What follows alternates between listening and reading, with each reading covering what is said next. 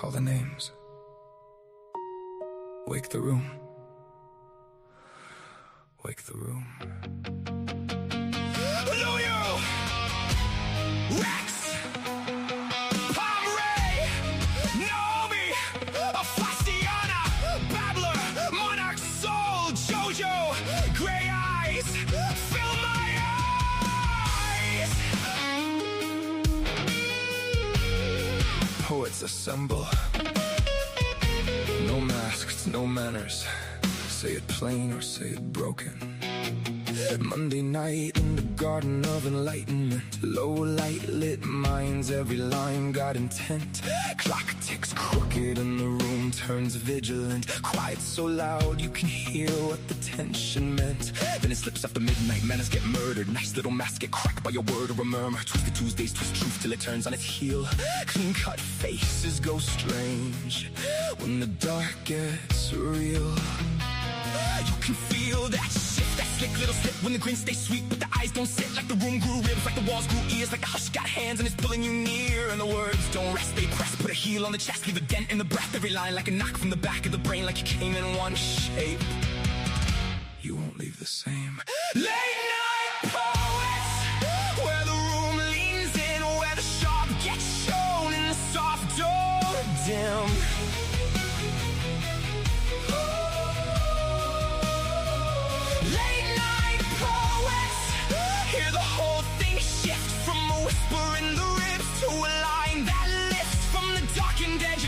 To the pull you can't ignore. We don't just read the night, we make it something more. Say it plain, say it broken. Late night poets. Wednesday brace parts, center part, sink down the spine. Half halo, half hazard, both hands in the light. In the art of seduction walks off through the smoke. Silk on the tongue with the blade in the joke. Books and bards wakes dust in the depth of the shelves. Old ghosts lean out and start naming themselves. In our coffins selling art, the ache gets a voice. Pain stands up straight and makes silence a choice. Then break on through when the dead boogies way. When the masses sink but the pulses pray. Echoes in the dark go hunting to the fear. That thing with no name starts ringing in your ear. Say it.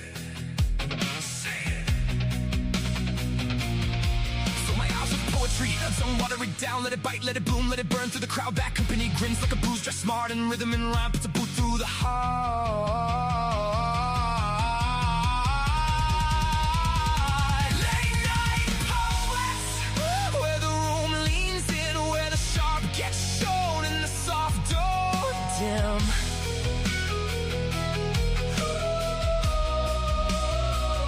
Late night poets, hear the whole thing shift. From a whisper in the ribs to a line that lifts. From the darkened edge of doubt to the pull you can't ignore. We don't just read the night, we make it something more.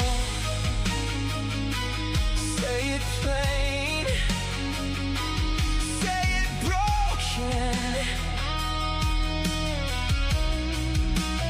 Late night poets. Some come shattered, some come slick. Some speak honey with a blade in it.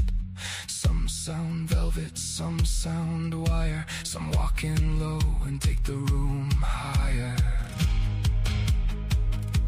Some come holy, some come liars.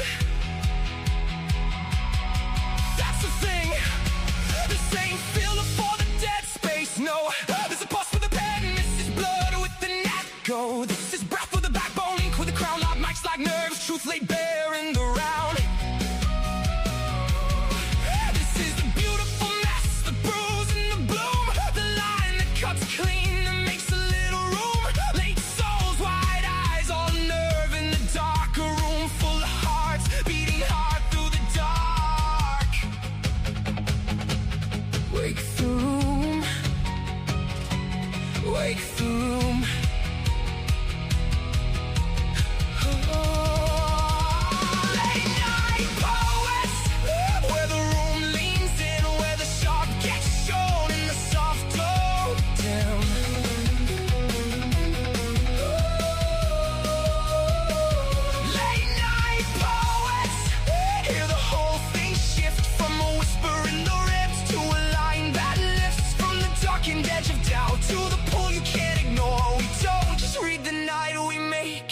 something more.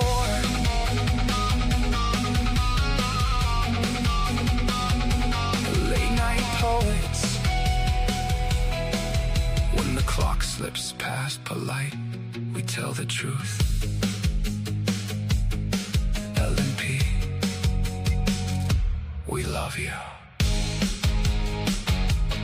Stay frosty. Hello, my freaky darlings, and welcome to Late Night Poets at the Midnight Show, where you get to take a walk on the wild side. If you're into the likes of Ginsberg, Bukowski, Getty, Kerouac, and Morrison, then you are on the right. But please check out our other after midnight shows. Sit in with Aphasiana and Bible tomorrow as they teach you the fine art of becoming part sinner, part saint. And then every other Friday, join Pam for Echoes in the Dark. These shows were designed so you can color outside the lines with rich, raw emotions tinged with colloquial language, thereby pushing the envelope to expression and opening up new avenues of thought through pen and voice. So, pull up a chair, relax, and open your minds. I'm Rex, my co-host Pam Ray, and I can't wait to get into and read your words. Morning, evening, afternoon, Pam. And all that good stuff to you too, Rex. What's up? Not a bloody thing. Just a whole bunch of just trying to avoid this heat, huh? Well, actually, it rained a little today, so it cooled off. Oh, okay. We only got Okay. to Well, 83. that's good for the garden. And did it cool things off then? I'm Yeah, taking it. we got down to 83. Ah, wow. That's actually pretty nice. Our high today was 91. Right now, I think we're down to 78 or 77, but it's supposed to be even higher tomorrow, but I'm surviving by avoiding the sun and having the air conditioner on and all that fun stuff.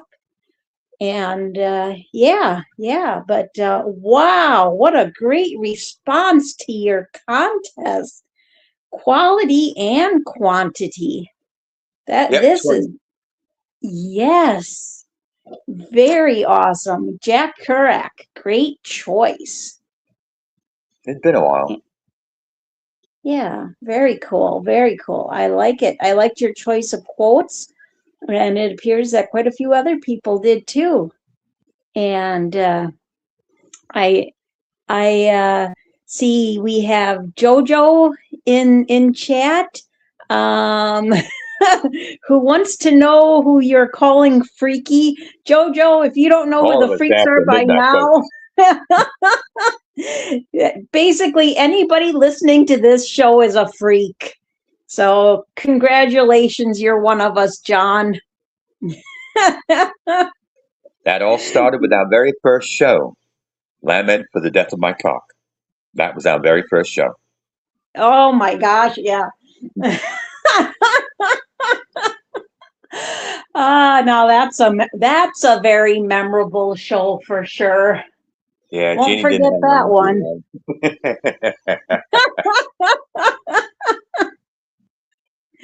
Jojo, Jim Morrison. That was the very first show. Yep. And then after that, I think we went Bukowski, and I mean, we hit all the beat poets, and then started going in all kinds of different directions.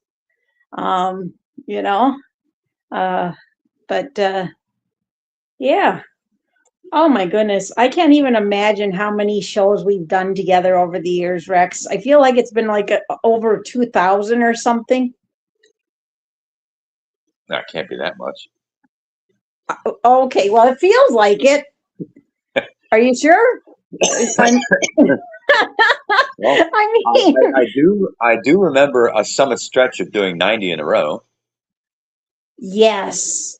Well, I'm just saying there's 365 days out of a year, and we've been doing this together for 8 years. So, if it's not 2,000, it feels like it should be.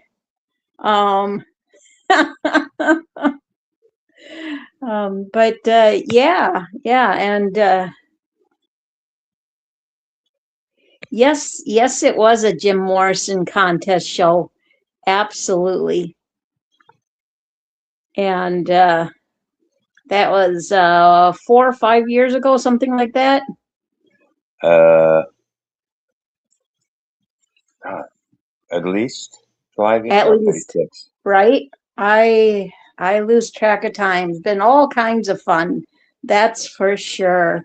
I did see Yumpy, but I also saw that he had mentioned being quite tired. Oh, I see him. He's listening in. And hello to Yumpy. I know he had mentioned wearing out both himself and his keyboard. So, but it's good to see him too. And I see my other personality. Always good to see her. Gingini? No. No, I don't see Jean. I don't. Although if Jean was my other personality, that would be quite scary. No, I see I think myself she said the logged into same my thing. Kindle Fire. All righty then. Either that or it would be scary for Jean if I was her other personality. Hey, one more to fill the head.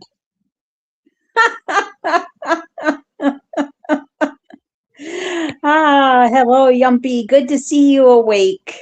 Would definitely be understandable if you're um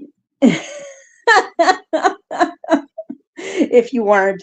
Yumpy says, I'm not afeared.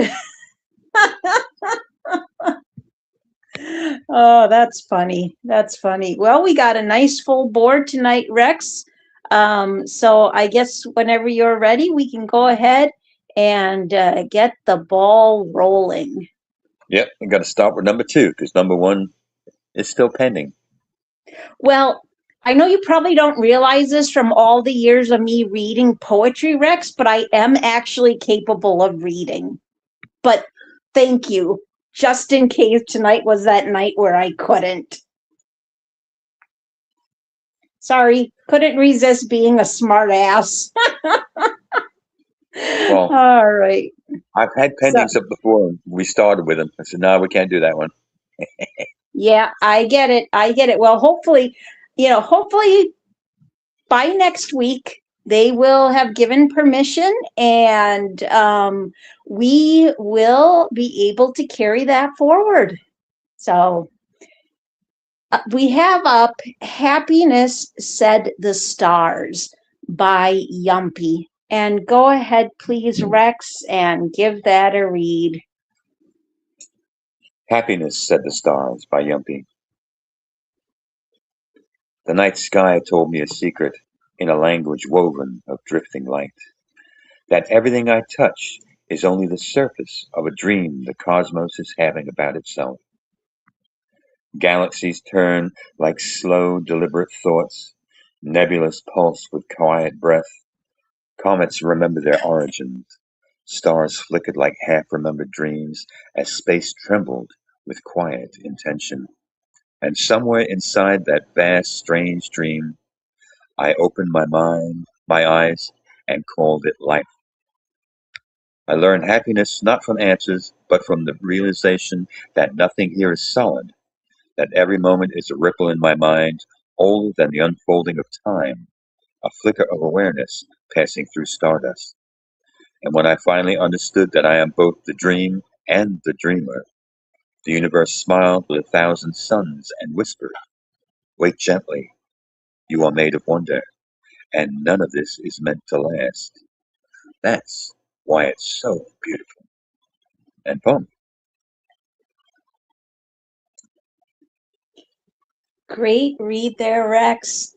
Um, I really like this one. It has these really thoughtful lines which connect very well with the chosen quote, which was prompt 10. Happiness consists in realizing that it is all a great, strange dream.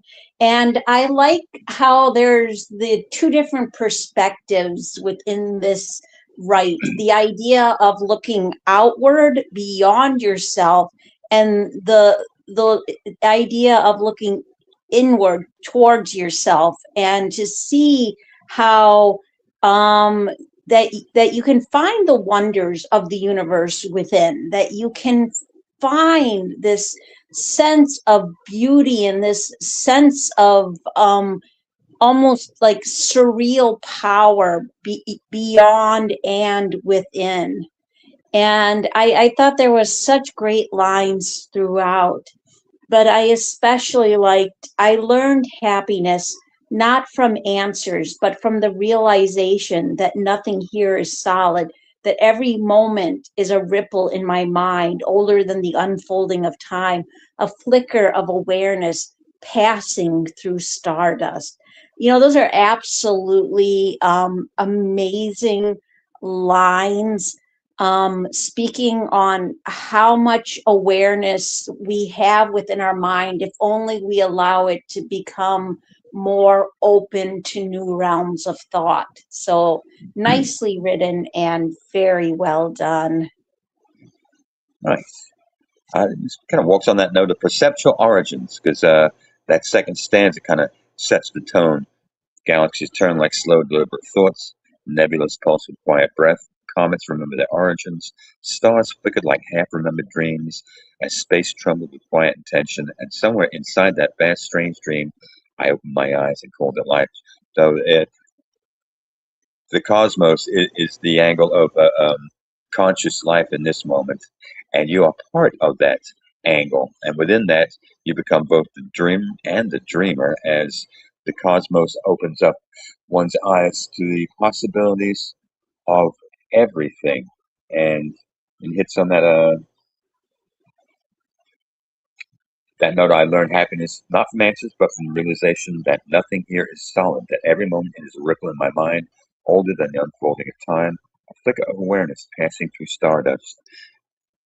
Kind of, there's a quiet note to this, because since energy doesn't really die, that even as we pass into that next realm, the electricality of us then transforms itself into the the cosmos, going on forever within that note. So we do actually become the dream and the dreamer in the moment, as our electricality walks the universe from that point on. So I like it on that angle, because he hits on the back end of this. Wake gently, you are made of wonder, and none of that. This is meant to last. That's why it's so beautiful. That idea of in all things we do return. I mean, the earth to earth, dust to dust. Also, we are born of stardust. So I think Yumpy's hit on all train of thought on that angle. So nicely done, Yumpy. Absolutely. Absolutely. Well said there, Rex. All right. Up next, we have The Casino by Ed Hunter, and it goes like this. I watch them push the disabled in wheelchairs. I see canes hanging off chairs. Many are clinging to cigarettes like it's their life support. They are thin skinned like pale paint on the side of an old barn. Most are truly old, wishing for a miracle. There are women and men, some wearing neck braces, beaming in the afternoon sun. Spaghetti arms and thin hands resembling clenching claws, pushing slot machine buttons and pulling levers mightily. Older women are either extremely thin or overweight. Some have rounded shoulders or a humped back. The men are like wandering skeletons. They leave their wives and check out the young women wearing tight skin pants, pulling their slot machine handles like it's a sensual member. Every once in a while, you hear bells and whistles blaring, a big win for a few seconds. But they keep on spilling their money into the machine and clinching cigarettes like there is no turning back. At midnight, many people scurry to their bus for a ride home, some with smiles and many with frowns. The end of a dreamer's day. End poem. Great read, Pam. Thank you very much. You know, the funny part is, Ed took the very same quote that Yumpy did and went a totally different direction with this. I like the angle played on the slot machines. That note of the dream for a little while is, hey, I can win something and all will be good. But for most people, well, actually 99% of people, it is that angle, as he puts it on the back end of this. At midnight, many people scurry to their bus for a ride home, some with smiles and many with frowns. The end of a dreamer's day. That that perilous thought, hey, I can beat the casino, but you know what? The casino has all the numbers and it will always win because you know what? They hold the bank. And the bank is never something that gives up its money easily. And it's always on a track where it's one of those liquid wonders. You watch that on the big payout, the $10 or $20 machine, and you watch the payout keep going up and up and up. And I'm going to get it today. But it never happens. And I like the descriptive note in this, the thoughts of skeleton arms pulling the levers mightily as though it was a central member for the men, and for the women, humpbacks, either skinny old ladies or big old women.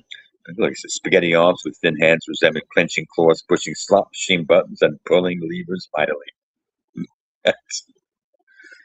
And then every once in a while you hear bells and whistles blaring. A big win for a few seconds, but they keep on spilling their money into the machine and clinching cigarettes like there is no turning back. Usually, hey, when you get that kind of a grip's notion of a payout, the gambler's awareness is, hey, the minute you walk away, somebody else wins. So you don't ever give up your seat, your place. You just keep rocking on. Absolutely. Absolutely. Well said there, Rex. Yeah, I've only been to a casino once in my life, which is actually kind of surprising considering there's a whole bunch of them around in this area. And I actually used to live like within a short bus ride away from one. But the one time I went to it, I was just so very aware of how people just looked and acted like zombies. In fact, I would say, based on my one experience, and I'm not saying this is everybody's experience, but based on my one experience, I thought that Ed did a great job of describing the environment. He captures what it's like to be the lonely, the lost, the desperate. This is raw and gritty. It has the ugly reality of what it's like to have a gambling addiction and the casinos that feed into it, because that's really like, it's just not only the idea of trying to fulfill your dreams in the quickest, easiest way possible, but it's also the high of that one win that happens occasionally, and then wanting to keep feeding that high over and over again. And I thought this had really strong lines throughout. But I especially like where it says they are with the first stanza with, I watch them push the disabled in wheelchairs. I see canes hanging off chairs. Many are clinging to cigarettes like it's their life support. And then also every once in a while you hear bells and whistles blaring, a big win for a few seconds. But they keep on spilling their money into the machine and clinching cigarettes like there's no turning back. Wonderful lines and very well done by Ed Hunter.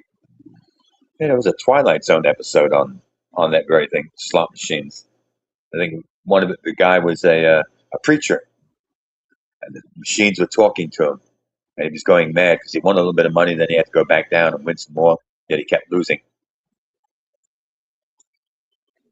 You know what? For some reason, I don't remember that one.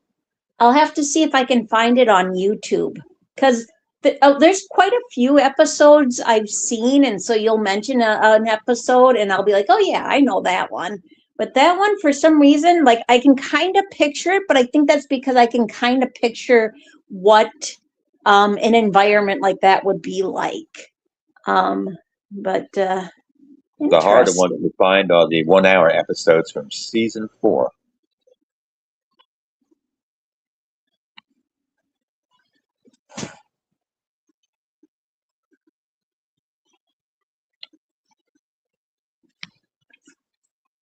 All right, what we got next?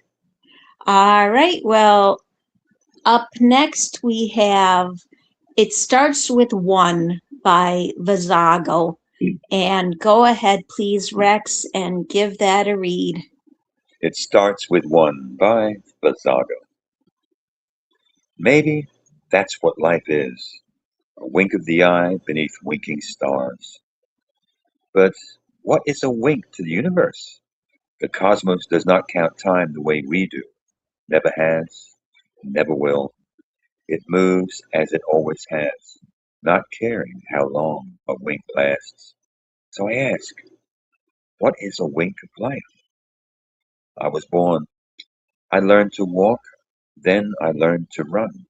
Espen, then you learn to walk. You never stop running. Childhood was hard. My parents went different ways, and I learned some roads before a child should know them. But I had a grandfather. He taught me to read before words became walls. He played the flageolet, the violin, and I sat and listened before I knew music could remember a person. For years, he took me into the mountains, not walks, expeditions, cabin to camp, river to river. I crossed wild water, wondering what would happen if I slipped. I bent toward rivers cold from snow, only wanting fresh water on my head beneath the summer sun. Then another blink. I tried hash. I became an addict. No, a junkie with a needle of speed in my hand. Blink. A little girl looked at me and said, Papa? Blink. I found another life in Spain. I fell in love. And now, clean, a spliff in my hand, I sit writing about life inside a blink. These are only some of mine, because if life is a blink, and then perhaps it is made of many blinks, one after another.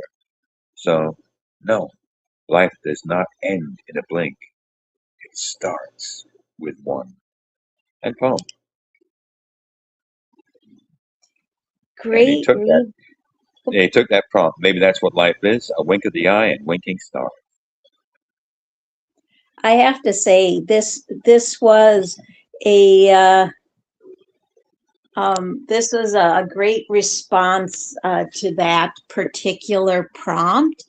I like how he shows us the perspective of what time is to us compared to what time is to the universe or any greater power that one acknowledges outside of ourselves. Um, I like how it's like, yeah, we think that time passes in a blink of an eye because we only have a limited amount of time. But when you're speaking about the universe, it's so much more drawn out of an existence. And I like how he brings us through these different moments of his life, these moments and these people that shaped him into the person he is today. um, I really like the part that, you know, pays tribute to his grandfather. It reminds me of a lot of my grandfather, and although I don't think my grandfather taught me to read, he did encourage my love of reading. Like he loved to read himself, and he would lend me his books, and because he knew I would take care of them. Um, I think this has really thoughtful lines and wonderful imagery.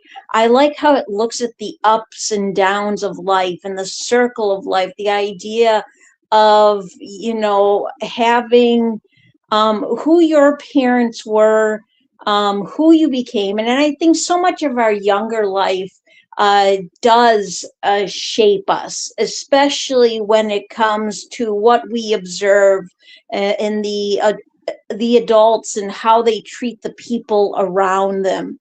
And it can be a difficult pattern to break away from, but sometimes it just takes one person to be able to break away from that pattern.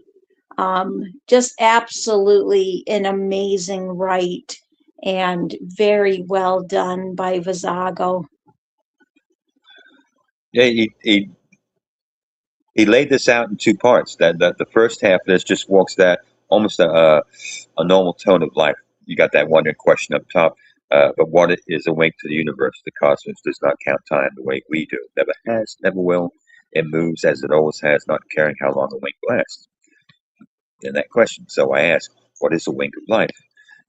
That note, then he rolls into birth, childhood, grandfather, and the learned experience in mountains, cabin, and rivers. Then you hit that first blink. Let me see. That note of fresh water on my head beneath the summer sun. The cold note of river water. Then another blink.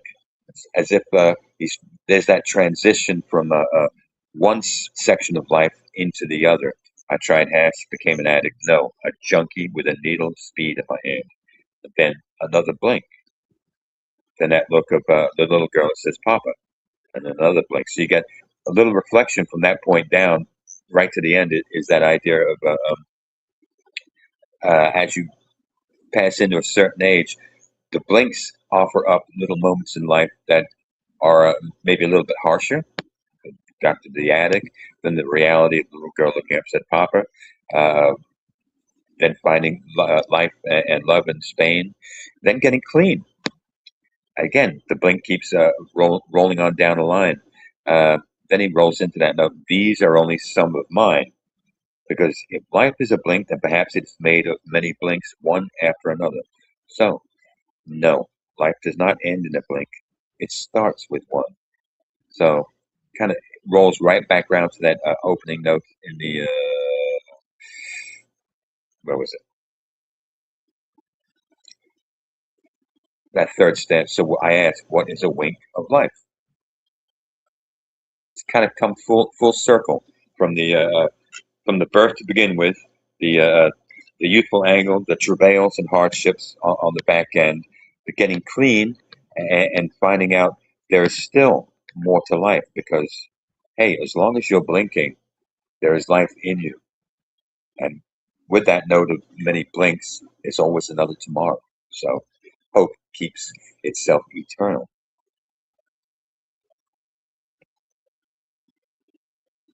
I like that. I like that. Absolutely. Well said there, Rex. All right. Up next, we have I Cross Lines by Julie Buck. And, all right, adult language coming up. So, anybody with sensitive ears, go ahead and cover them at this point. All right, I Cross Lines by Julie Buck. Accountable to and for nothing, I misbehaved because I could. Holy shit, I could be a fuck up forever and bitch how I'm just misunderstood. Stupid people entering and easy to maim. Stupid people entertaining and easy to maim. If you met up with dumbass, you'd do the same. I'd cross lines to fill my boring, empty pages. I released reactions I thought would stay in cages. Doing anything I wanted led me to a new word, consequences. Fuck. All I could do that then was flip it the bird and poem. Nice read there, Pam. Literality. There you go, Jules. And she took that. I saw that my life was a vast, glowing, empty page, and I could do anything I wanted. I like that. Well, it just kind of hits on that first note.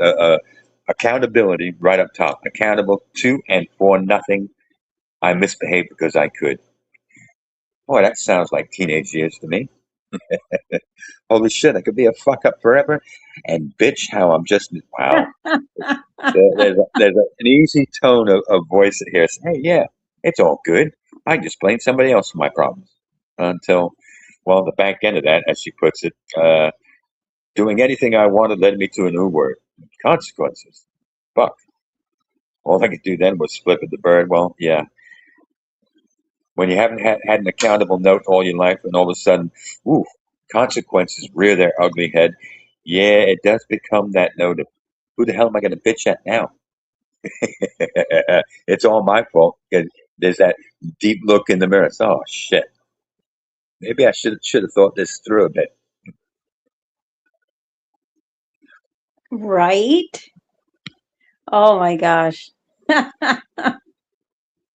Oh, so true. So true. I tell you, you're right. This does sound like the teenage years, but I swear to goodness, there's people out there who never seem to grow out of that mindset. Yep. Unfortunately. But I think right away, she just has a stick a middle finger to the world type attitude with that title, I cross lines. Like she gives us fair warnings, and I like how like this is just really hard hitting. I like that it calls stupid people out. It reminds me of a cartoon I saw today where it was like, it's no fair that they have anger management, but they don't have stupidity management. Like I have to get control of my temper, but you don't have to get control of your stupidity. And I was like, oh my gosh, I can so relate to that. And to Julie's lines, stupid people, entertaining and easy to maim. If you met up with dumbass, you do the same. Oh my goodness. Great lines and very well done by Julie. And let's see. uh,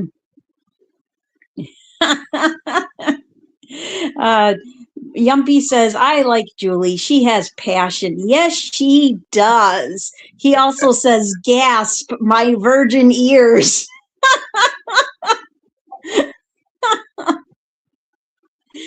Oh, my goodness. Well, they've lost their virginity tonight there, Yumpy.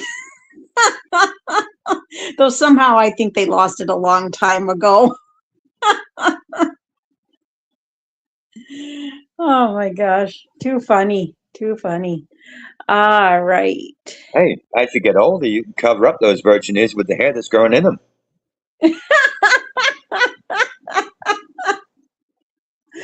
Oh my gosh.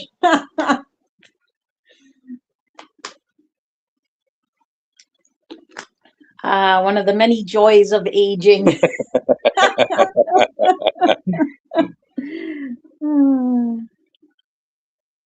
I trim mine. That's what keeps him awake all night. The tweezers in the ear hair. Oh my goodness gracious. Too funny. All right. That's what the bald guy says. I can't grow hair on my head, but damn, I get older, I got hair growing place I don't even want to know where the hair is growing. Oh, isn't that the truth? Oh my gosh.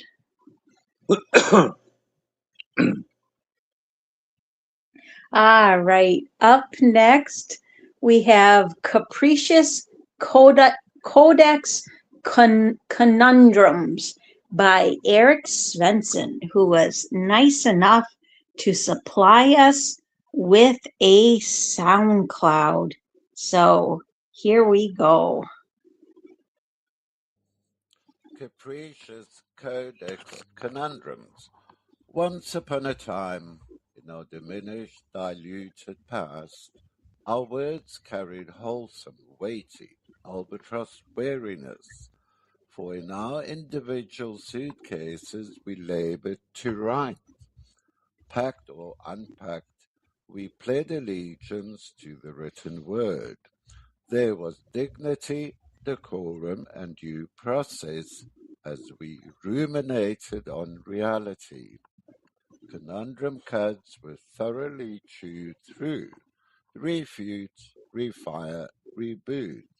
Stars and stripes, amiga bowls of tripe if needs be. Through thick and thin we pledged allegiance to our own word wands. Then, dearly beloved, the abomination of desolation arrived. Thief in the night, our beleaguered days and wayward ways.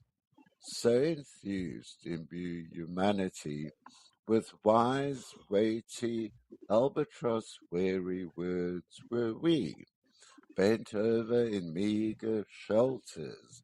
Our quills and inkwells became stem cells, creating life.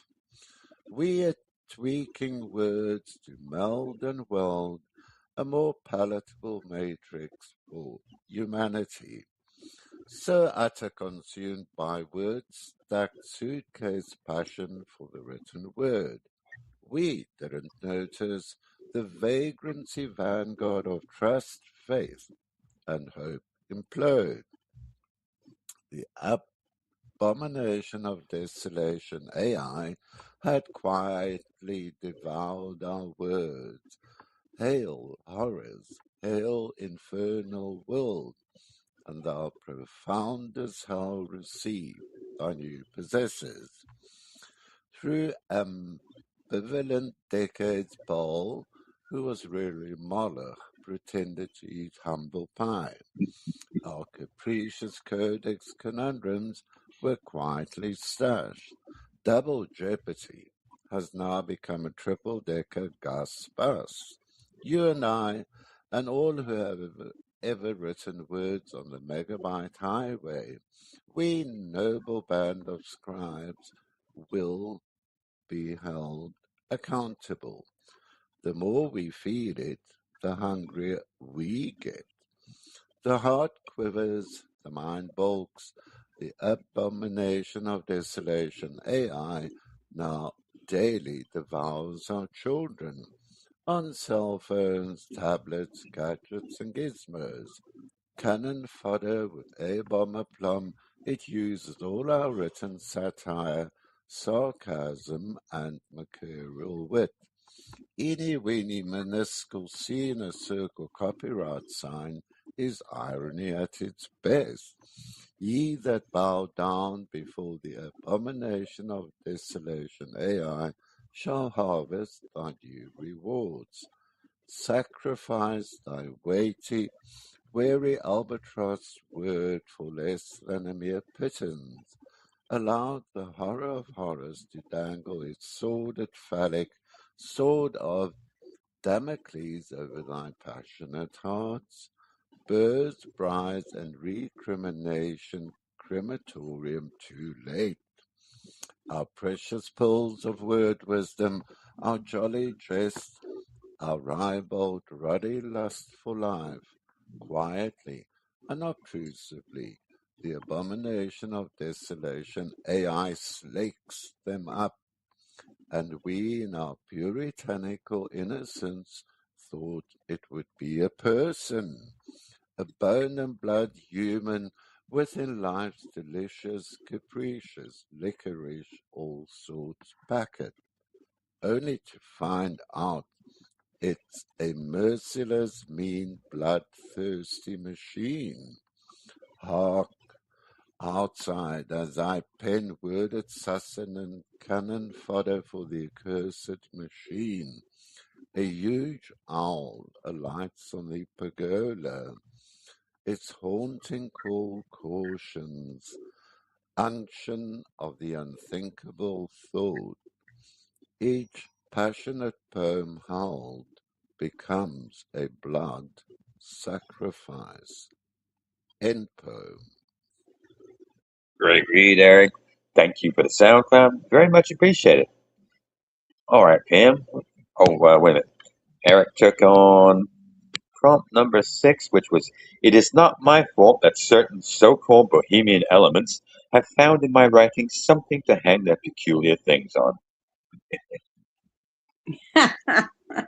Yeah, I have to say that was a particularly for me perfect prompt for Eric to respond to. I feel like that prompt just really fits him well. As always, he's got brilliant imagery and metaphors, clever word play, great use of alliteration. I really like the never-ending 1-2 punches that he keeps delivering to AI, and reminds us that the most important thing to life, to poetry, is the humanity to that we put into it. That the idea of having a lust for life, for being true to ourselves. Um, I like the nod towards Ginsberg's Howl in the end line. Each passionate poem howled becomes a blood sacrifice. That is an awesome ending line. This is a great idea on a great write on passions expressed, and to take us away from like the idea of the spirit of the poet within a battle against AI that leads to humanity's passionate expression, and it leads us away from the sharp edges of hate and betrayal of our own nature. So absolutely powerful lines throughout. But I have to say, I did especially like those last 2 stanzas. Very well done by Eric Svensson. Nice. I think the bite in this is that he's kind of hit on the idea of the newest thing that's vented out as the greatest thing to hit mankind, yet it is just another tool for control. And I think the question that underlines this whole thing, as you bite into it, is the idea that do we then become the ghost within the machine itself?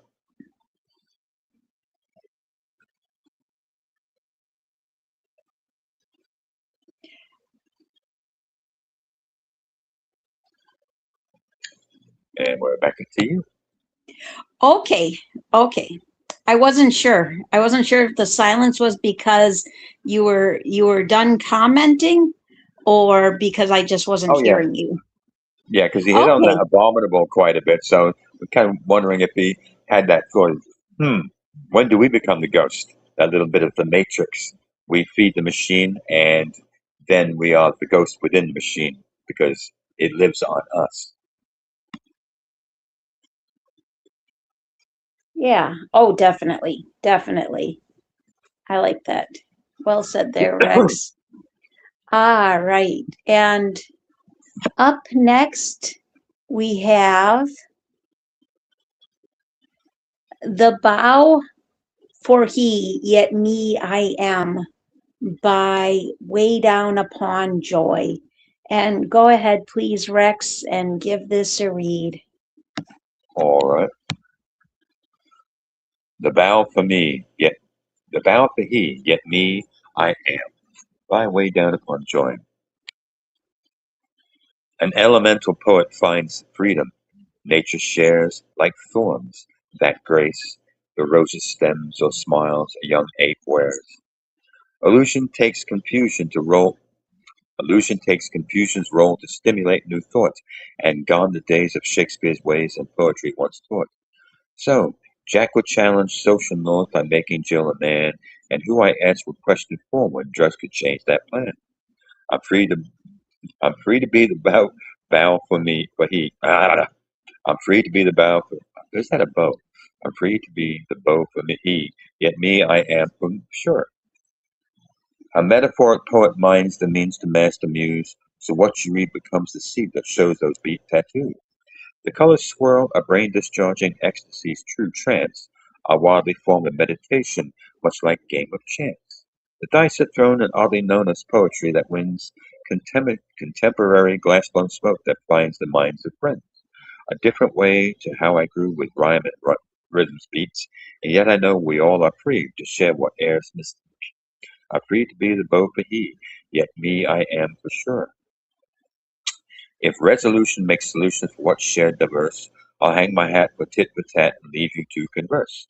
Museums show that life goes on beyond a shadowed sun, and art is just a part of who the speaker has become. Let's silently proclaim that truth when youth reforms the way, and need I say it's just child's play that throws all rules away. I'm free to be the beau for he, yet me I am for sure. And poem. And well, she took the same thing as Eric. The Bohemian. It's not my fault that certain so-called Bohemian elements have found in my writing something to hang their peculiar things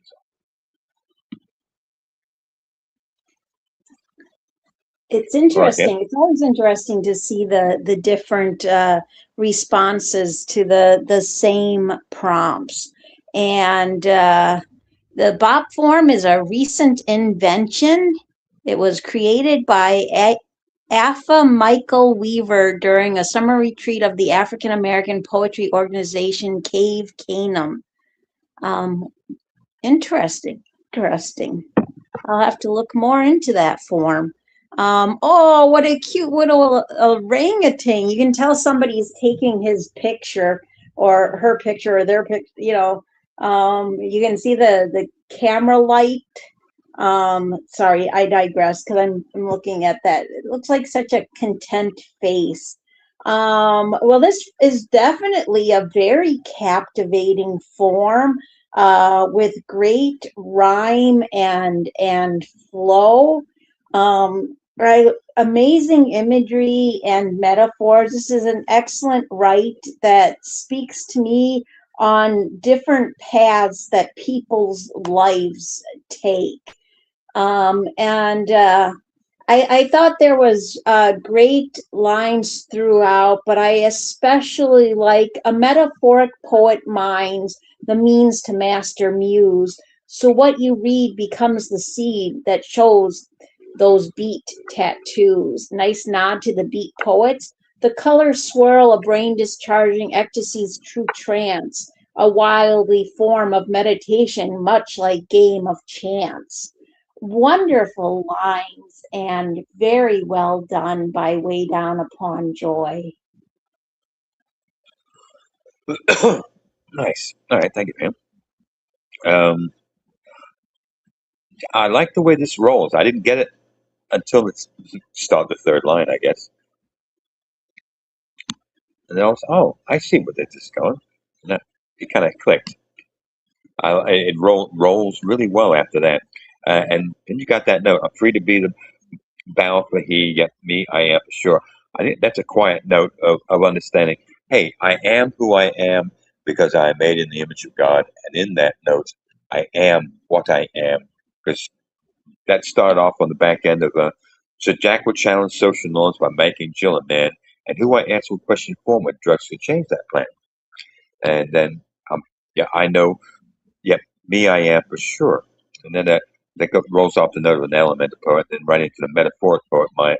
A metaphoric poet minds the means to master muse, so what you read becomes a seed that shows those beat tattoos. The colors swirl, a brain discharging ecstasy's true trance, a wildly form of meditation, much like game of chance. The dice are thrown and oddly known as poetry that wins contemporary glass-blown smoke that finds the minds of friends.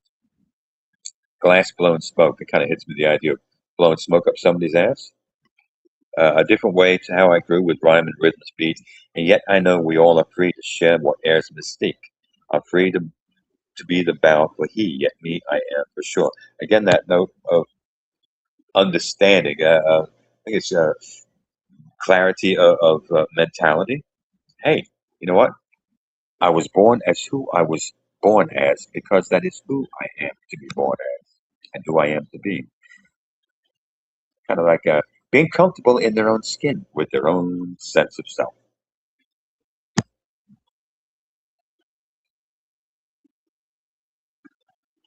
I like that. I like that.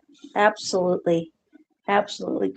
Great observations there, Rex. All right. Now to get back to where I need to be. All right. And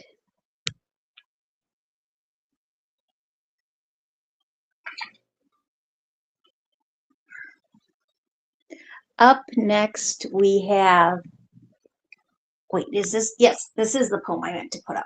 Okay, very good. And in the confusion, I found illusions by Collap. And I was just checking something. All right, here we go. I am old. I am a teenager in my soul. I am told there is no beginning, there is no end. I irritate by the questions that I pose. Is it a mirror image of the beholder that I send? No, I am no guru. I am an idiot. For when I think I'm close to knowing, I realize I know nothing. I am still waiting. I am still learning. The road is still open. The horizon is still wide. I flit, I sing, I dance. I am in constant motion. I am a loner, though not alone. Friends, lovers, husbands have come and gone, but the only real love I've known have left me, or should I say, I left him first. He is no longer of this earth, and I am still a soul, a butterfly, fluttering, looking for a temporary, permanent flower to land on.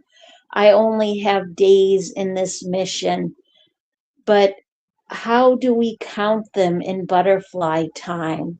I have a blink of an eye and eternity. End poem. Great read, Pam. And Collab took prompt 5.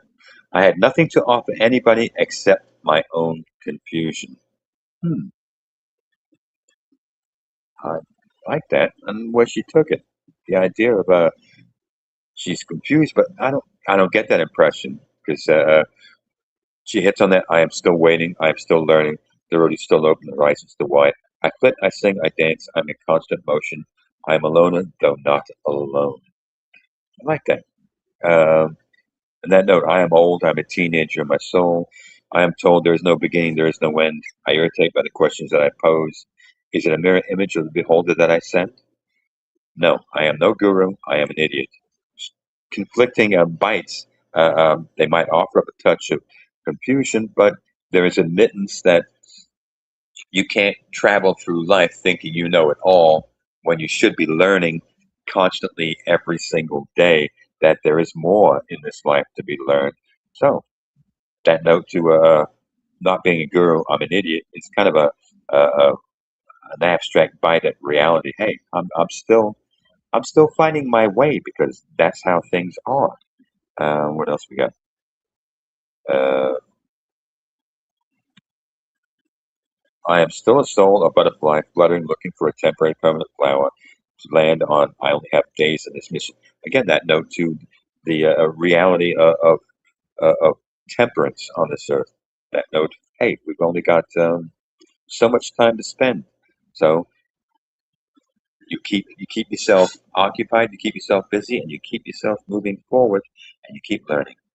Because she rolls into that on the back end, a blink of an eye and an eternity. Because hey, in the grand scheme of things, that blink of an eye for the universe can be an eternity. So nicely done, Colette. All right, Oh, Pam. absolutely. Absolutely. Great comment there, Rex.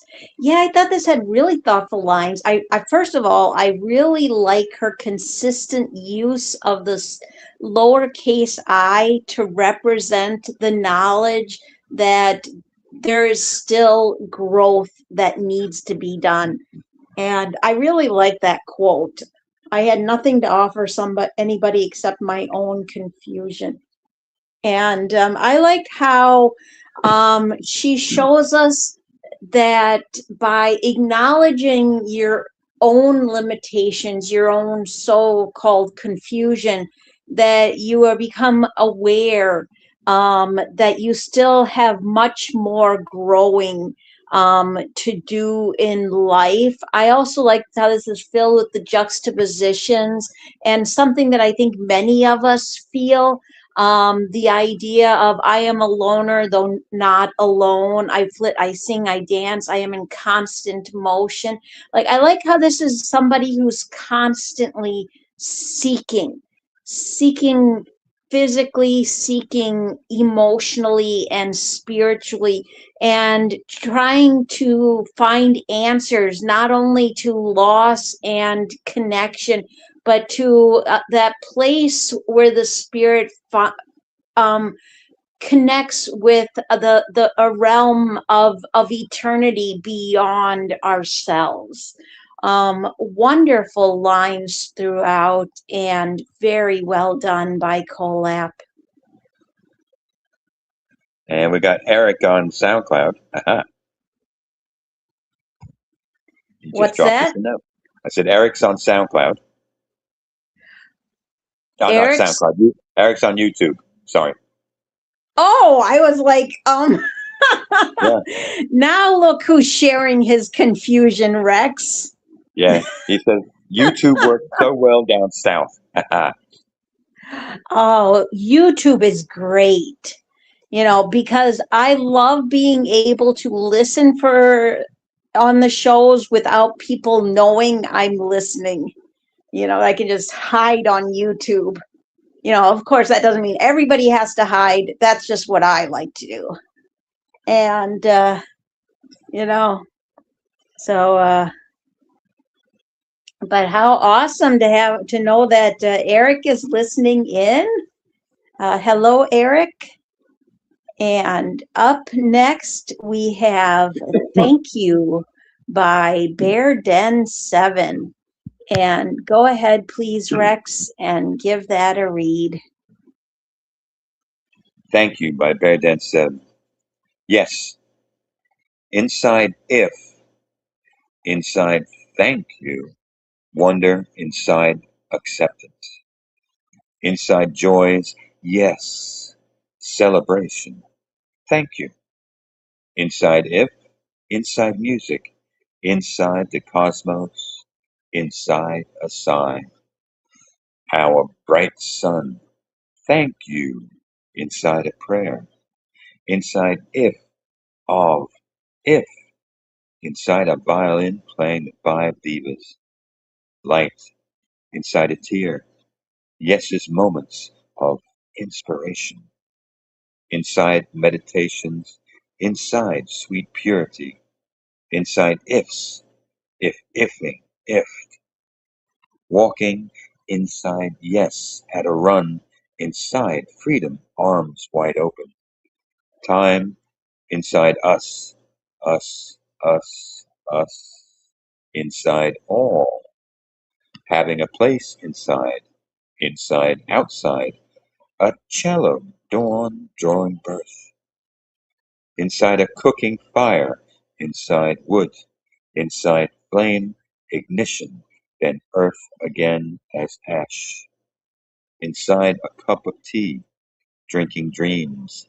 Inside reflecting perception. Thank you. Sung so out loud that we hear it. Inside your heart, your mind, inside your body, inside everything, yearning inside you and I, inside this moment, inside life's poetic gravity, inside service, inside giving, inside a gentleness, waking inside a star, inside remaining alive when so many I knew died, inside fractals crystal, inside heartbreak, suffering, and perfect loss, inside that learning, inside going one's own way, in a quietness, freedom.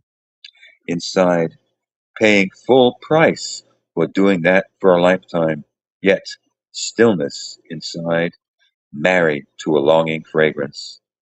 Inside, depth of meanings found in a honeybee's prayer.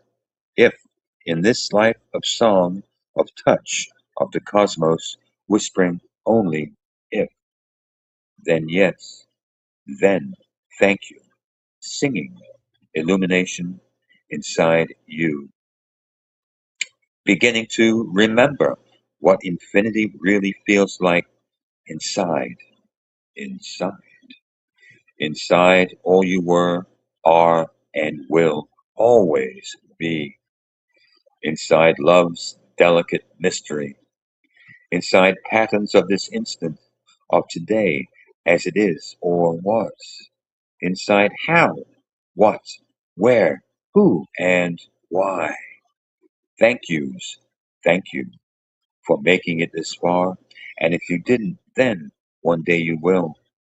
Inside of if, inside tasting yes, inside how your eyes make me cry, inside beauty, inside being surrounded by all there is, inside perfect touch, yes, for the very first echo through time, inside sharing a meal, inside sleep, inside yearning passion and having the keys, inside your mother, your father, inside once, inside what you feel, feeling God is inside a billion stories, you know, you hold but never heard, inside the depths of the vast boundless reality, inside if, inside, yes, inside, thank you, inside peace, inside me, inside you, inside the vastness of eternity when it meets infinity, inside the hall of collapsing the quantum mirrors. And poem. Bravo there, Rex. Great read. As always, he has these, Bear Den 7 has these wonderful, thought provoking lines. Um, Seeing the repetition of the word if puts into my mind the poem If by Rudyard Kipling. Not that this poem reminds me of that poem, but just seeing the word if, that's always the first thing that comes to my mind. I like the leisurely style of this, the way certain words are spaced and drawn out. I like how it speaks on those simple moments of life where we can see beyond ourselves, where the mind is open to new perspectives and a new awareness, that not only is there beauty and power, there's beauty and power found in each individual person, and those moments which become a reflection of the universe around and within us. Um, I like the questions asked in this. I like how it speaks on a yearning passion and the idea of having the keys to open the mind. And I thought there were great lines throughout. But I did especially like the stanza that has inside remaining alive when so many I knew died, inside fractals, crystals, inside heartbreak, suffering, and perfect loss, inside that learning. And then also where it says, inside of if, inside tasting yes, inside how your eyes may cry, inside beauty, inside being surrounded by all there is. Like what creates us, what shapes our spirit into what it is all the experiences of life that are both positive and negative. So wonderful, right? And very well done by Bear Den 7. Nice, thank you, Pam. Yeah, I thought of Rudyard Kipling with that note to if, but there's also I like this one line he's got here too. Inside ifs, ifing, if. And there's a note of irony within that.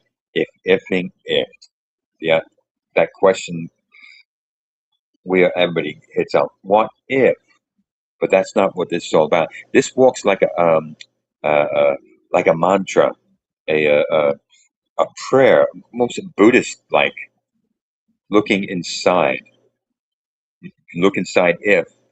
Well, what are you going to get? Well, you can get the answer to yourself, the answer to questions, because you got to leave if out of it, because if is only a possibility that one might dream of or wonder upon, yet it doesn't have any solidity because it's not based in anything in the moment or anything uh, past or in the future.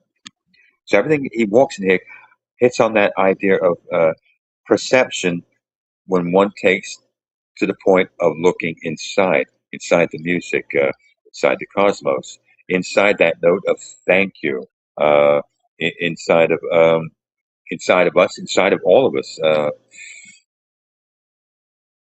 And what goes where's it? Having a place inside, outside, a cello dawn drawing birth, inside a cooking fire, inside wood, inside flame, ignition, then earth again as ash, inside a cup of tea, drinking dreams, inside reflecting, perception. This whole walks on that note of you spend so much time looking outward that you don't bother looking inward, and inside is where everything really lies, where it can open one's mind up perceptual angle by taking that deep look inside of oneself, and within that, you can actually look inside all things. So I like how you took on this. That uh, it's almost prayer-like. It's like a chant, and it's almost it's meditative in the way it comes across.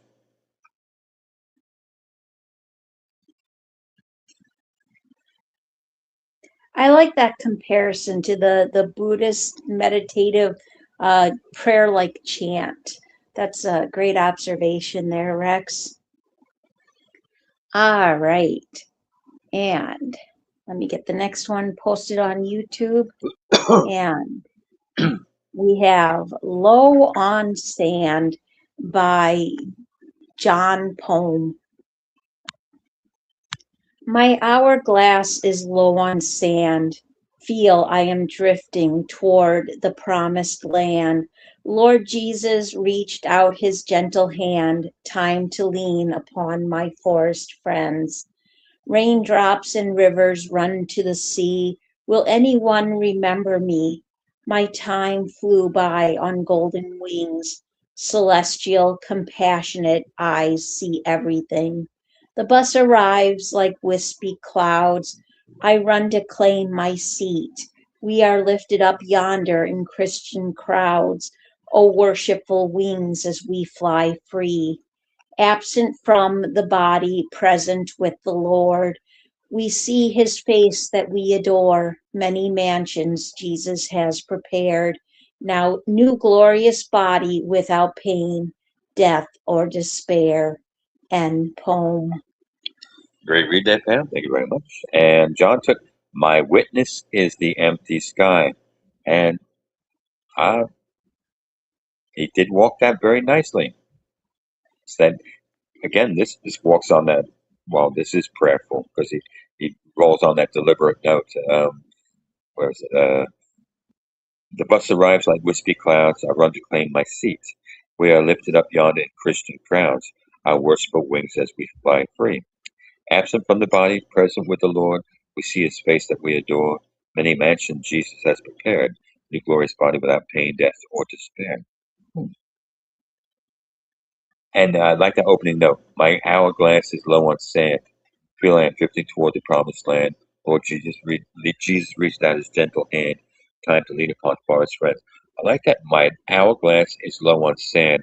Reality of uh, one's pending demise, or at least one's time is running down. Um, So it walks on that idea of keeping oneself true, because he hits on the words, the glory of God there forever bright, and there shall be no night. How nice that.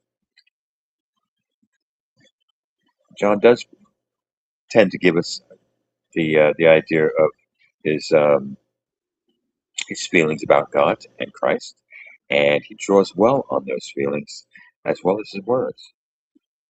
He lives within them. Thank you, John. Absolutely. Absolutely. Great comment there, Rex. Yeah, I like how this is on end times. Like it's about the individual ends, but it also speaks on the biblical ends, the idea of the people gathered together who rise out of their graves, and you know, that like that kind of end. Like there's two different ends. There's the individual end, like that he speaks about in the first stanza, and then in the third stanza he speaks on the idea of the end times of which the Bible speaks of.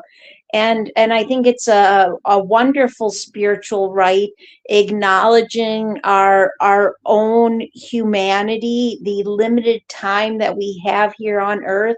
I also like how it speaks on a deep connection with nature, but at the same time there's this sense of loneliness about it. It feels like the idea of loneliness as one passes through the journey of life, knowing that time is passing quickly.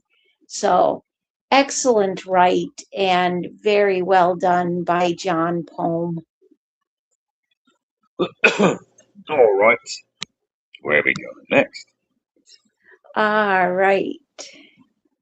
Up next, we have Promised Land by X-Ray Mike 79. And go ahead, please, Rex, and give that a read. Promised Land by X-Ray Mike 79. The curb was church. Our suitcases were piled like offerings my father blessed with praise. The road is life, he'd say. I was a child. I ate his words and hungered all my days. We children filled the back seat like a raft, adrift on highways, rocked by endless motion. My mother stared ahead and never laughed. She made a hymn of sorrow, named it devotion. New places meant new schools, each one a door that opened just to close. I learned to fold, be small, hold breath, prepared to lose once more whatever I'd loved before the road took hold. I don't recall the places, just a play of light on glass, the whine of wheel on tar, and how the swaying shaped my lips to pray for one still hour not stolen by the car. My father chased his heaven on a map, our promised land still gleaming past the bend. We never found it, hope and the trap, the road of hunger grinding without end. But faith like his still took its 10 days. The engine's hymn could never clear that debt. My mother thinned, her mind gone far away. We children watched, no language for it yet. That spring she died between two exit signs, her head against the window, eyes gone still. We buried her beyond the county lines, our first fixed address, one stone that broke our will. Now I have roots, I own a house from hard-won tears. The windows hold the yard I've learned to tend. The promised land my father chased for years. Beneath her stone, the road's last promised end. End poem. And Mike took our battered suitcases were piled on the sidewalk again. We had longer ways to go, but no matter, the road is life. Great read, Rex, and what an amazing response to that particular prompt. This poem has great rhyme and flow. I think many people would find it relatable. I think when you grow up in a childhood where you don't have stability because the adults in your life can't find stability themselves, they're constantly chasing dreams. There's no sense of security. That's something you want in adulthood. You know, I mean, just powerful, heartfelt lines. And the idea of, that childhood of moving from one place to the next, and finally through hard work and being focused in adulthood, you are able to find that sense of stability and longing that you have always wanted. And I thought this really all the way through had such amazing lines, but it was those last four stanzas that really just hit very hard. I mean, bravo on this right to X-Ray Mike 79. Yeah, I think this one stanza here. My father chased us heaven on a map, a promised land still gleaming past the bend. We never found it, hope itself the trap, the road to hunger grinding without end. Oof. But there's obsession written all over that, and the fact that it slowly beats his wife and the mother to the point where she died along the trip, because it was always, as he put it, one more thing just around the bend, one more thing, but it never materializes. So in that way, nobody gets to put down roots. The kids are always changing school, friends, and everything else. The wife doesn't have anybody to really sit down and talk with, because they're never in any place long enough to hold on that note. And the back end. Now I have roots. I own a house from hard-won tears. The wind has hold the yard I've learned to tend. The promised land my father chased for years. Beneath her stone, the road's last promised end. Oof. Hard bite at reality on the back end, but uh, not what hits on that note of breaking that chain, because it'd be so easy for him to continue that idea of there's always more hope on the road chasing that dream, but you lose yourself if that dream never materializes. Why?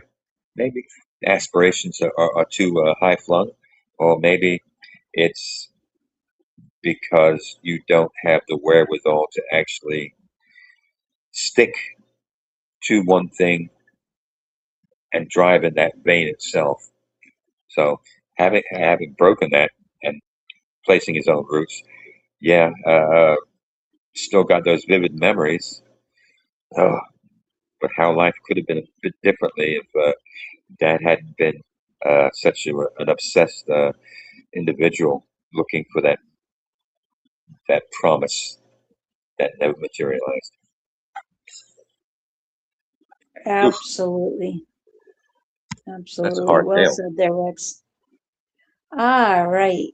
Up next, we have happiness consists in realizing that it is all a great strange dream. And it goes like this: it is a maze, an amazing maze, this life, and the only worthwhile thing is to explore it, to discover where it goes and who is there, with an open heart and a contrite mind, recognizing how much there is to learn and realizing you cannot know it all, but you can know the restrictive walls of the maze are made of words. When you know this, you can leave the maze, becoming a free laboratory rat. And poem. Very repaid. I like that little bit of uh, witty bit on the end, becoming a free laboratory rat. Yeah, Oh God Almighty, maze. I, it's funny.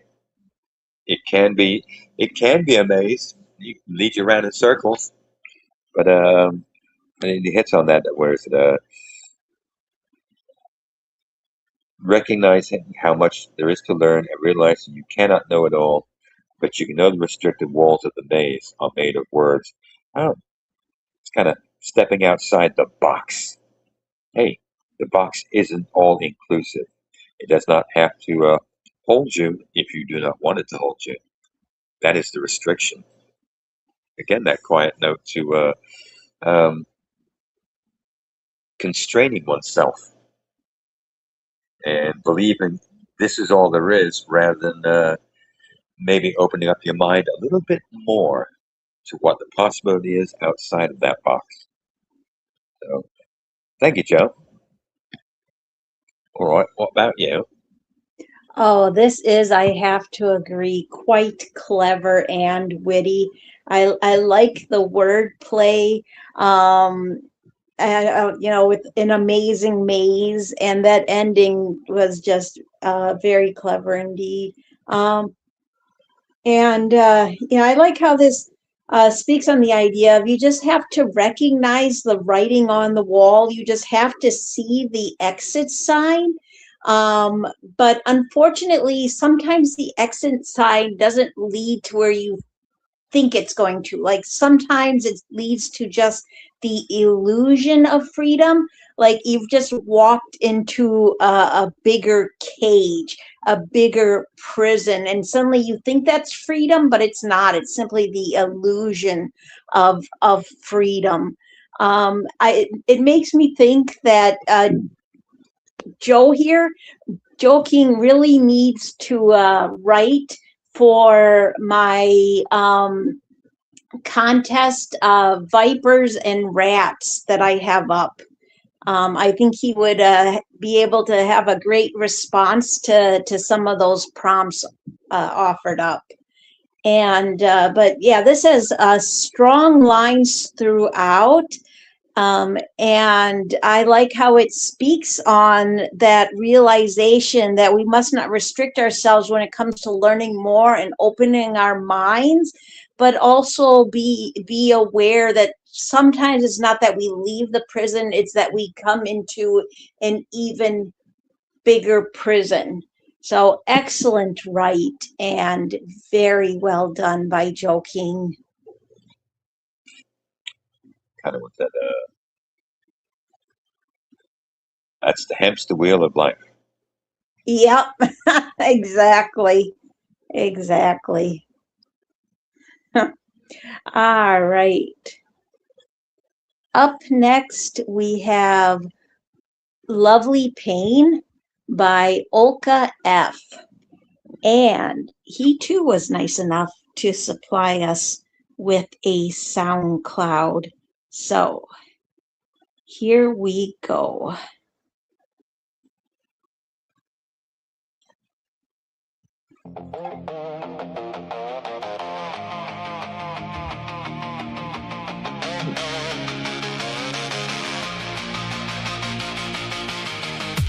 You do not understand me. I cannot comprehend you. I do not know what you feel for me. I feel nothing but dread. A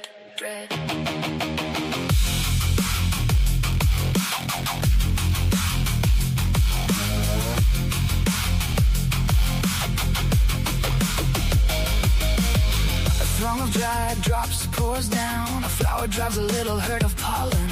A fragile icicle of venom hardens. They no longer kiss their own backsides. Who will comfort you, poor matron? You conceal the wound faithful to your will.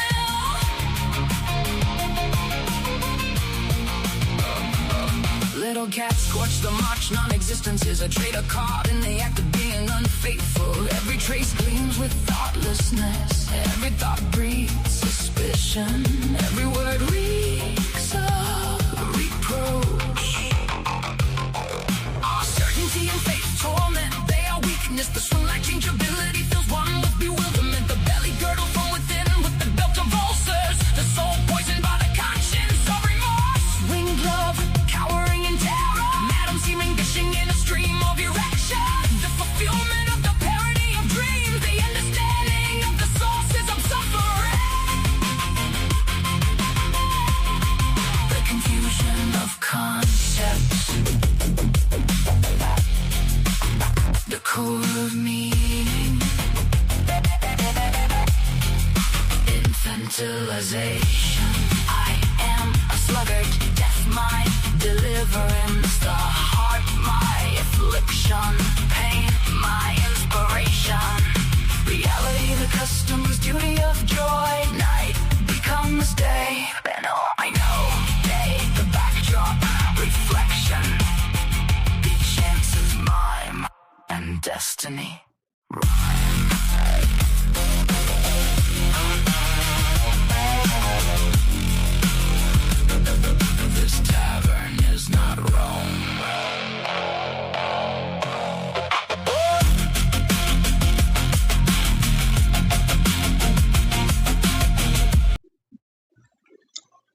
Well done, Elka. Thank you for the SoundCloud. Very much appreciated. And Elka took the only people for me are the mad ones. The ones who are mad to live, mad to talk, mad to be saved, desirous of everything at the same time. The ones who never yawn or say a commonplace thing, but burn, burn, burn like fabulous Roman candles exploding like spiders across the stars. I did like that quote. All Yeah, right, this Pam. was definitely Go ahead.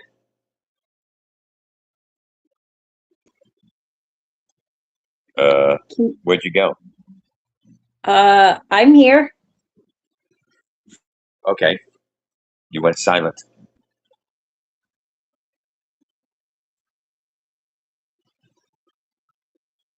You got a comment?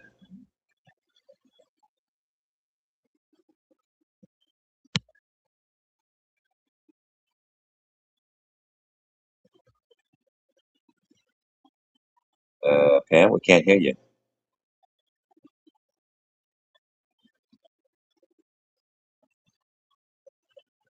Oh, she ain't here. That would be why. Okay, nice. All right. Um, Opening stance kind of sets the pace. I like the music. You do not understand me. I cannot comprehend you. I do not know what you feel for me. I feel nothing but dread. And I like the bite in this. It kind of hmm, it's like a mosh pit on steroids. Everything's coming in at once. I like this note of what was it? Little catch scorched the March non-existences. A traitor caught in the act of being unfaithful. That reminds me of the Ides of March, Julius Caesar. Um, every trace gleams with thoughtlessness. Every thought breeds suspicion. Every word reeks of reproach. It kind of walks that note of un- untrustworthiness, so to speak.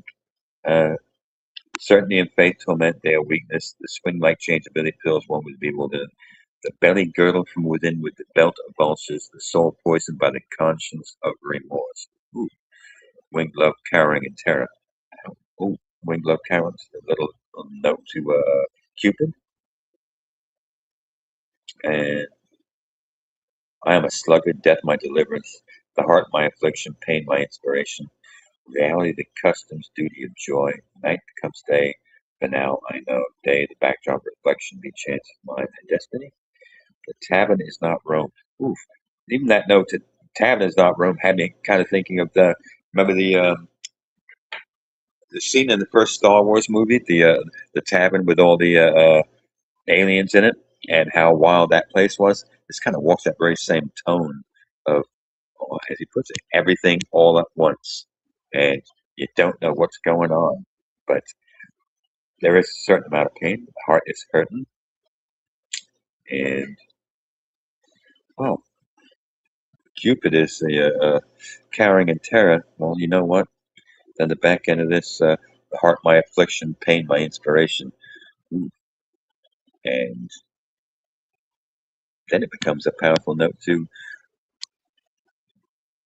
this as it sings on a lot of notes. You back yet, Pam? Can you hear me now? Yeah. Good, good. I don't know what happened, but I was off mute and I just, I was You are. there, I was off mute, but for some reason you couldn't hear me, so I decided to hang up and come back. Well, I'm glad you can hear me now. All right. So, yeah, this is really hard hitting and edgy lines. A great response to the chosen prompt.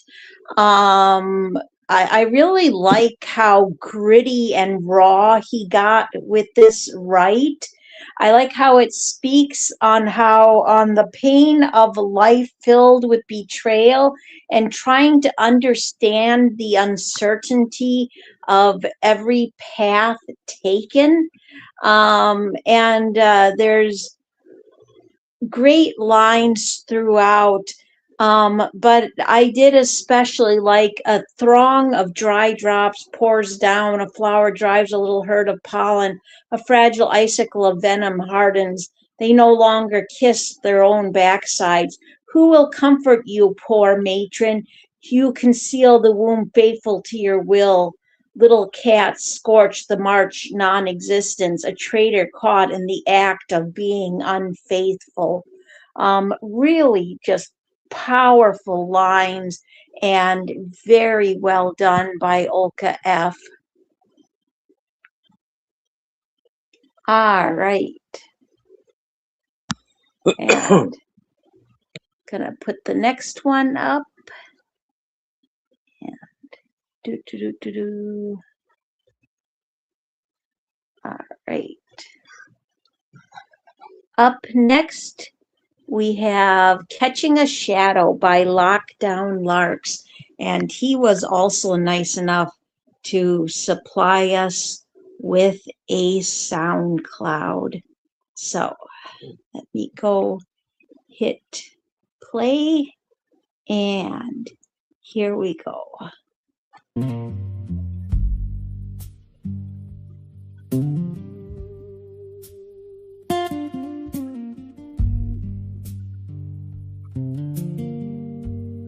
There is a shadow on the road, not sure if it has a heartbeat, but this shadow I followed, hoping that I might feel its heat. I am a battered suitcase, striving for contentment within, traveling my time and space, finding only one behind this skin. It started in strange dreams, where a guardian I must choose. A brother is more than he seems.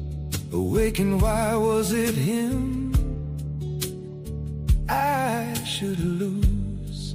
I hate this shadow on the road. It clearly doesn't have a heartbeat. So why must it be followed? When will I begin to feel its heat? There is a break into the case.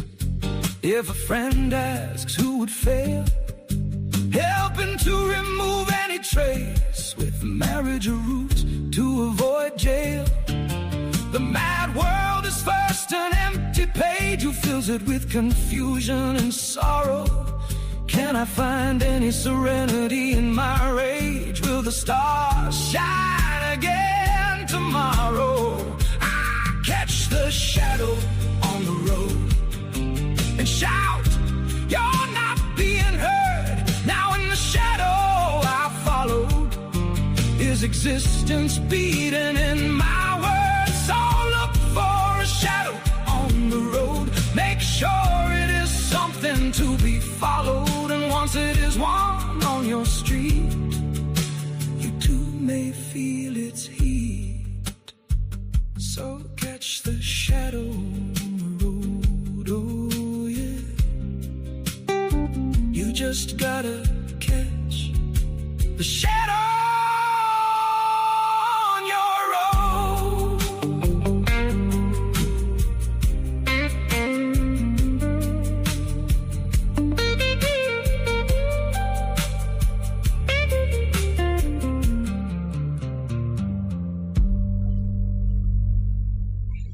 Nicely done, Larks. Thank you for the SoundCloud. Very much appreciated. All right, Pam. All right. And can you hear me? Yeah. All right, just making sure. All right. Yeah, I think this is an amazing write by Larks. Great choice of music to put with his words. Amazing imagery and metaphors. Wonderful use of personification.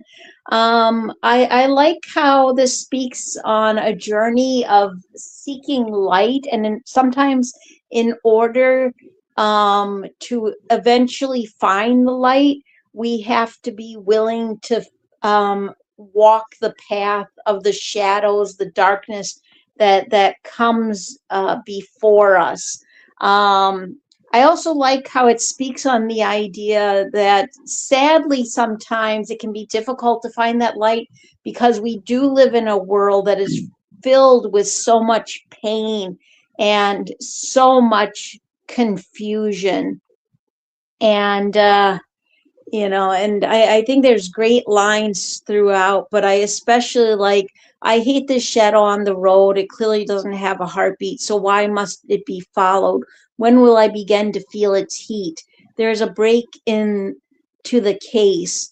If a friend asks who would fail helping to remove any trance with marriage a route to avoid jail.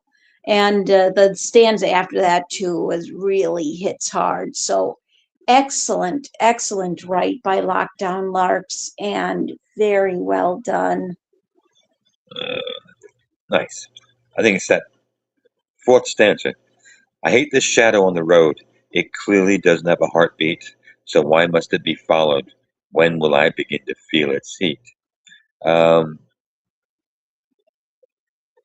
it's a couple of things can walk with that because he does hit on the note of where was it? What's that one with? Damn. Oh, helping to remove any trace with marriage or route to avoid jail. Got that. But this note to a shadow up top, looking to feel its heat. I think the shadow is the alternate side of himself, one that he's not happy with, one that he's not in concert with. So he doesn't feel the heartbeat within that shadow because the shadow is supposed to be part of him. Yes, it doesn't reflect him. It reflects his loneliness and his anxiousness at life itself. So on the back end, he gets to so look for a shadow on the road, make sure it is something to be followed, and once it is one on your street, you too may feel its heat. Once it is one on your street, that notice of coming together sequentially with self, being happy with oneself. That's where the shadow is then part of you because you've accepted that other half of you, whether it's darkness, whether it's a sense of uh, not being happy with oneself. Once you accept the other side of yourself, then you might feel the heat once more, and that heat is yourself. The heartbeat is yours.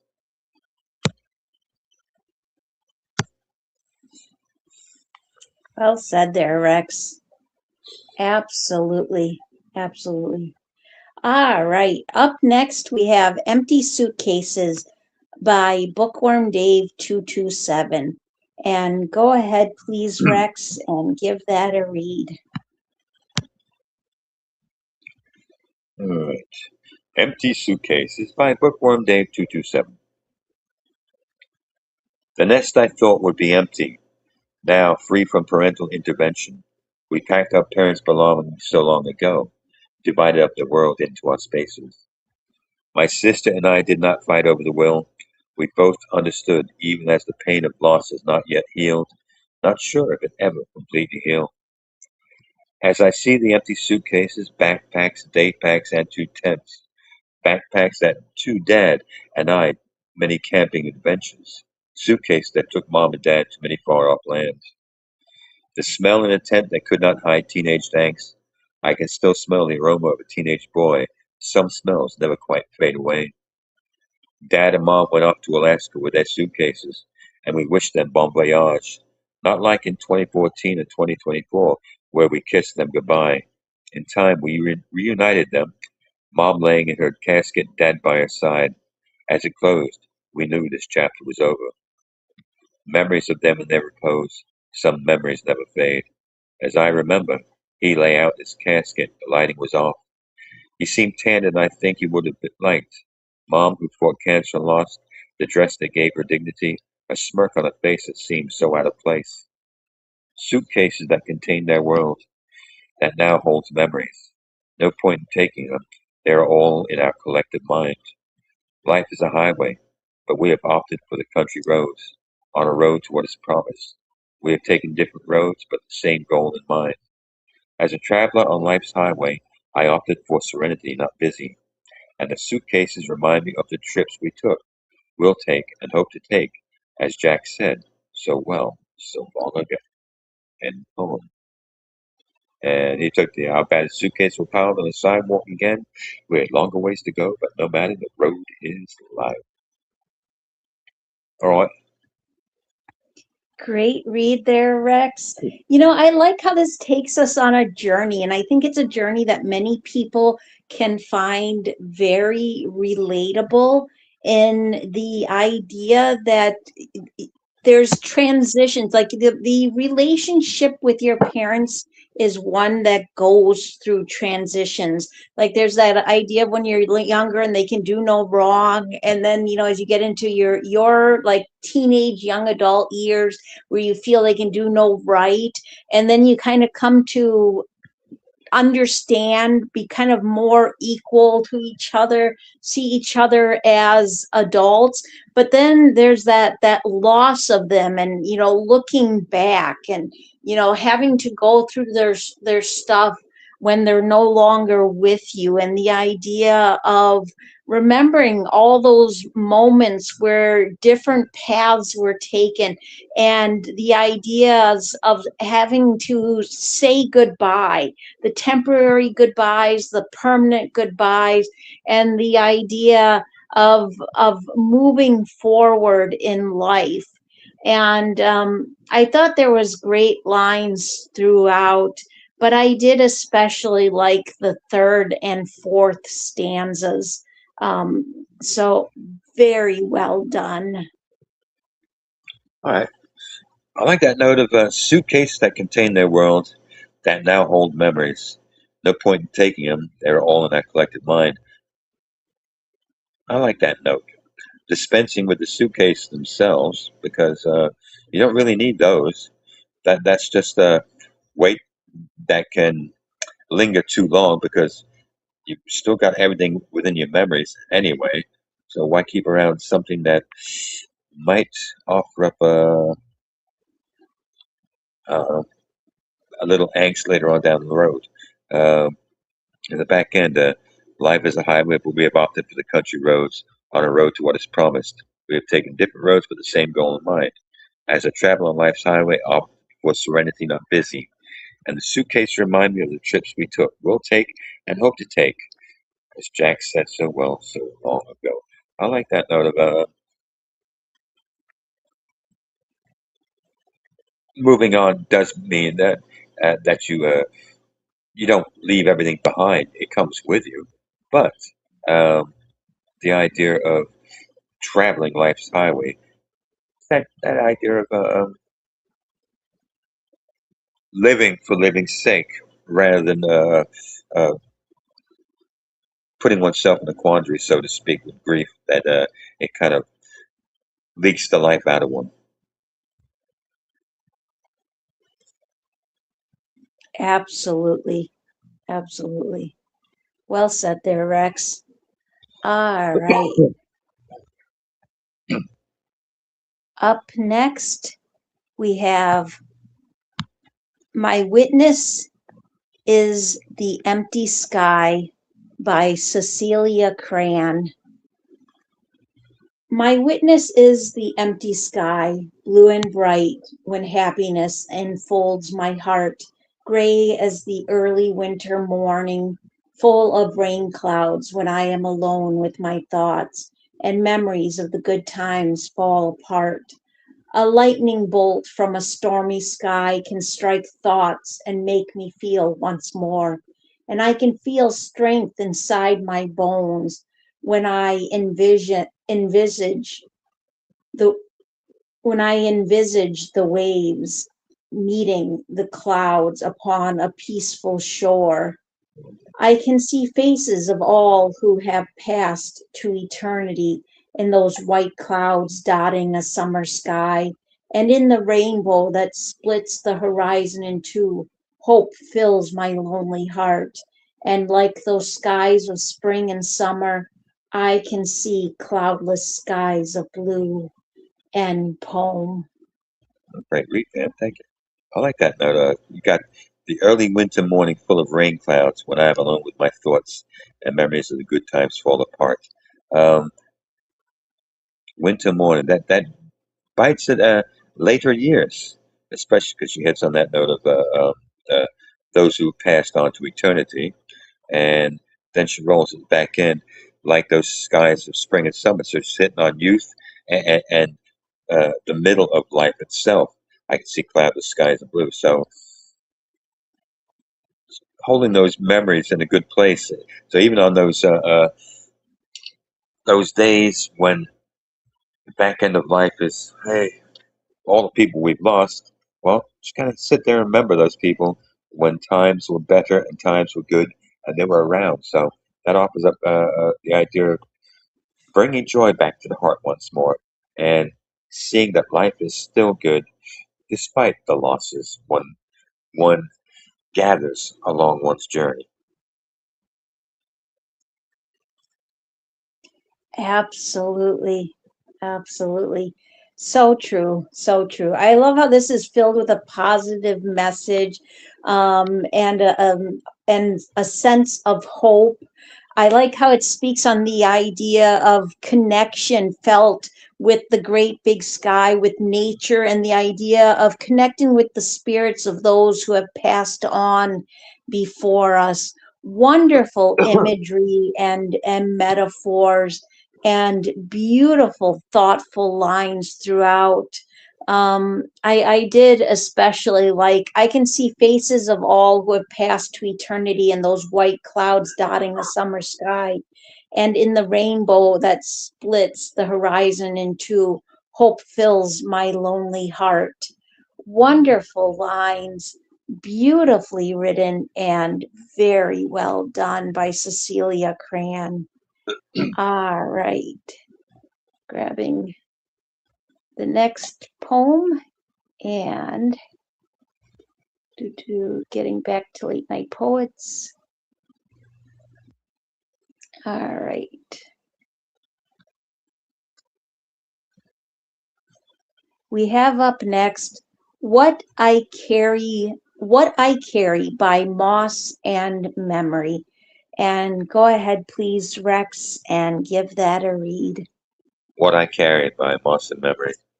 And the prompt taken was our battered suitcase were piled on the sidewalk again. We had longer ways to go, but no matter, the road is like.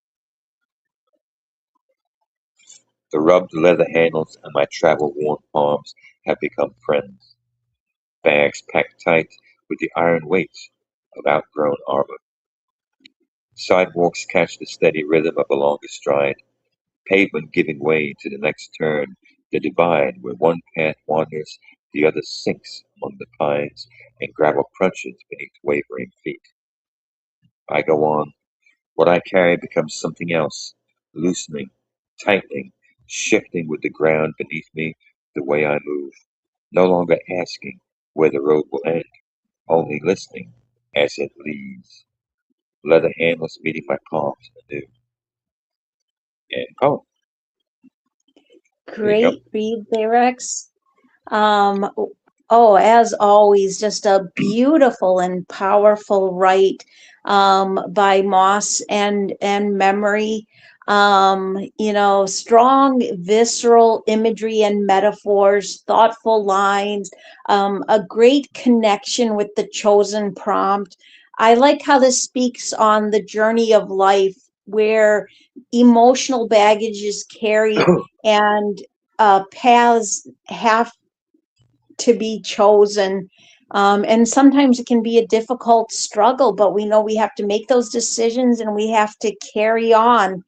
And great lines throughout and all the way through, but I did especially like, I go on, what I carry becomes something else, loosening, tightening, shifting with the ground beneath me. The way I move, no longer asking where the road will end, only listening as it leads. Wonderful lines and very well done. Yes. Let's see that first stanza is the meeting, so to speak, the decision come, but that second stanza walks a little different tone. Sidewalks catch the steady rhythm of a longer stride, pavement giving way to the next turn, the divide, where one path wanders, the other sinks among the pines, and gravel crunches beneath wavering feet. The idea of the fork in the road, so to speak, right there in that second stanza. And then the wavering feet hitting on indecision. But then again, that last stanza hits on no longer asking where the road will end, only listening as it leads. Making that decision and sticking to it, and rolls back around to that note of leather handles meeting my palms anew. That being trusting in the road itself, leading into the next stage, next town, the next moment of life, whatever it may be.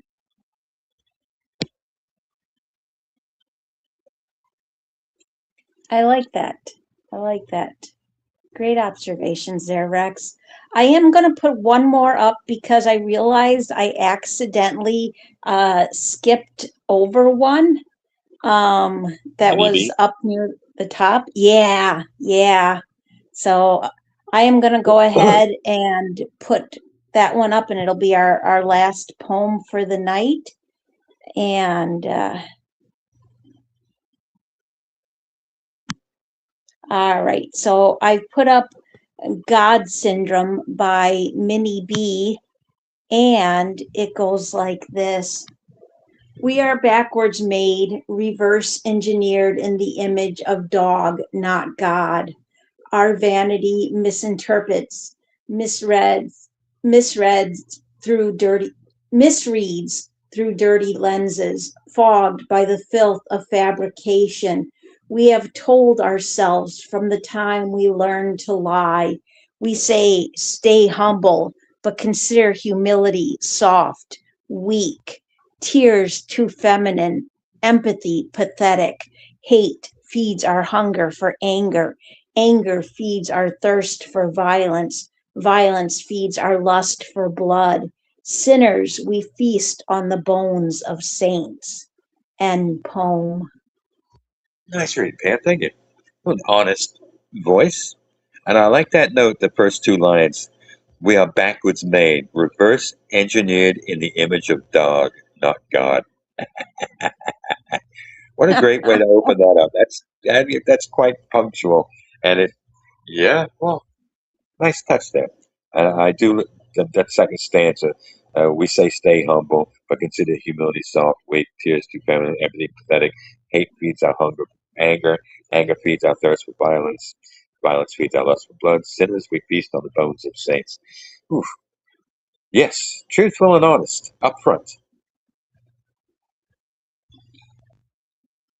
Absolutely, absolutely. Yeah, this is a very intelligent, hard-hitting right, for sure. Very clever with the start, as you were saying. We are backwards made, reverse engineered in the image of dog, not God.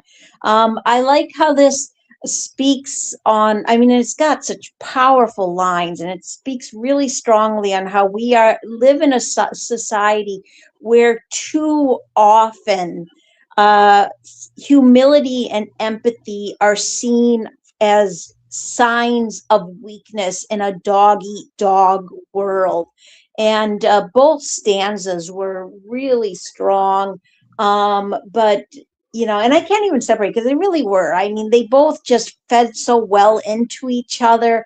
It's difficult to pick a favorite. So honestly, I'll just say both of these stanzas I liked equally. They both complemented each other and they both carried their own voice. So excellent write by Minnie B, and very well done. And great show tonight, Rex. We will have 4, potentially 5 carryovers if you get permission from Punk Poet. Okay. Cool. Great show, Pam. Thank you. And for the boards, Yumpy, JoJo, and Eric, thank you very much. Come back again next Tuesday. What we got for Twisted? Twisted Tuesdays with the Twisted Sisters, and I'm so glad you asked, Rex, because I am very much in need of rights for the show. So the contest is still open and the topic board is up, and I am looking for rights that connect with the artwork of Susumu Yamaguchi, who, as you can probably tell from the name, is a Japanese artist. He was actually in the I'm blanking out here. I should know this. What's the Olympics? He was in the Olympics back in the 1930s when painting and art was still actually one of the options for entering the Olympics. So go ahead and check that out, everyone, and see if you're inspired. Nice. All right, gang. Thank you for tonight. Much appreciated. And we'll see you next time round. So good night, everybody. Thank you very much.